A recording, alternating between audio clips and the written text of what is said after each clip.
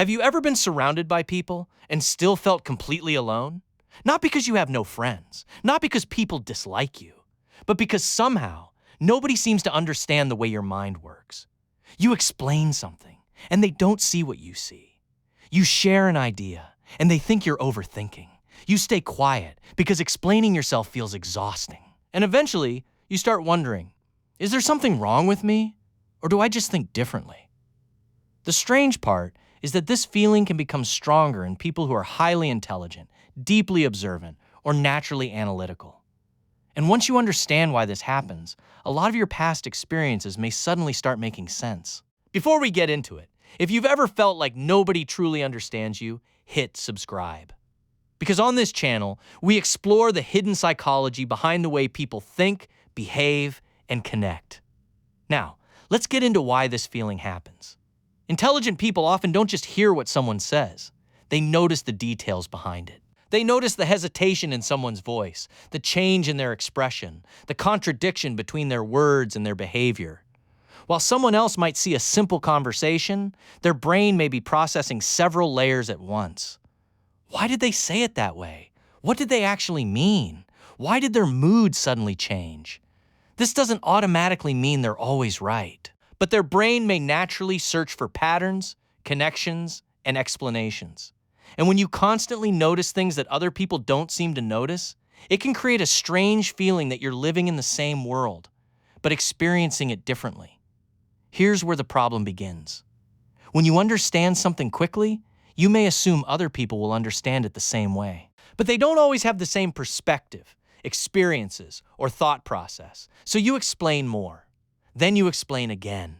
And eventually, you realize you're spending 10 minutes trying to explain something that existed in your head as a simple idea. This can become incredibly frustrating.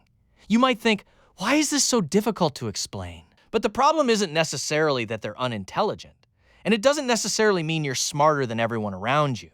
Different minds simply process information differently.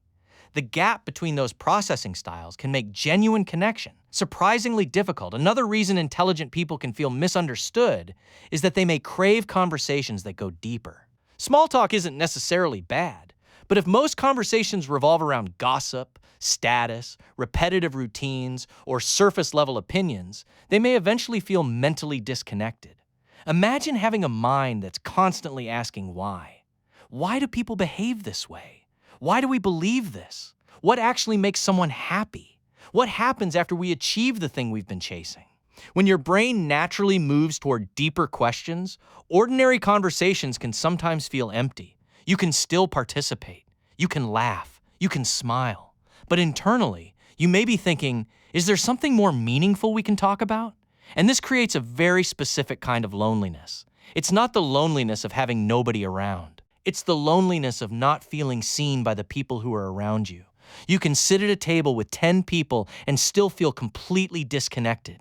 You may know their favorite movie, their job, their hobbies, and their stories, but they may not know the thoughts you keep inside your head. And after enough experiences like this, you may stop trying.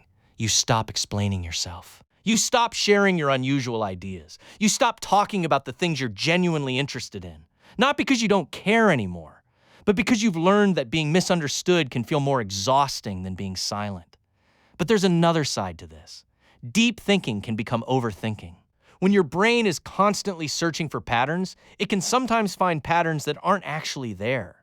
A short message can suddenly become 100 possible interpretations. Someone doesn't reply, and your mind starts asking why. Someone's tone changes, and you begin analyzing every word from the conversation. Intelligence doesn't make you immune to irrational thoughts. In fact, having a powerful analytical mind can sometimes give your worries more material to work with. You can build an entire story from a tiny detail. And because the story feels logically connected inside your head, it can feel real, even when you don't have enough evidence to prove it. This is why some intelligent people become surprisingly quiet. People may assume they're shy, arrogant, uninterested, or socially awkward. But sometimes they're simply observing. They're listening more than they're speaking. They're deciding whether a conversation is worth contributing to. And sometimes they've learned something important. Not every thought needs to be spoken. When you've experienced people misunderstanding your intentions enough times, silence can feel safer. You don't have to defend an opinion you never shared. You don't have to explain a complicated thought. You don't have to worry about someone taking your words out of context. So you stay quiet, not because you have nothing to say, but because you have too much going on inside your head. This also explains why some intelligent people don't necessarily want a huge social circle. They may prefer a few relationships where they can completely be themselves. One person who understands your strange ideas can feel more valuable than 20 people who only know the surface version of you. They don't necessarily need constant attention or hundreds of friends. They may simply want someone they can talk to at 2 a.m. about something completely random and unexpectedly deep. Someone who doesn't judge them for thinking differently. Someone who doesn't tell them, "You're thinking too much," every time they try to explain what's happening inside their mind. But there's a trap here. If you constantly tell yourself, "Nobody understands me because I'm more intelligent than everyone else," you can turn loneliness into superiority. And that's not intelligence. Being intelligent doesn't make someone automatically correct, emotionally mature, or better than other people. Everyone has different strengths. Someone who doesn't understand your analytical way of thinking may understand people emotionally in ways you don't.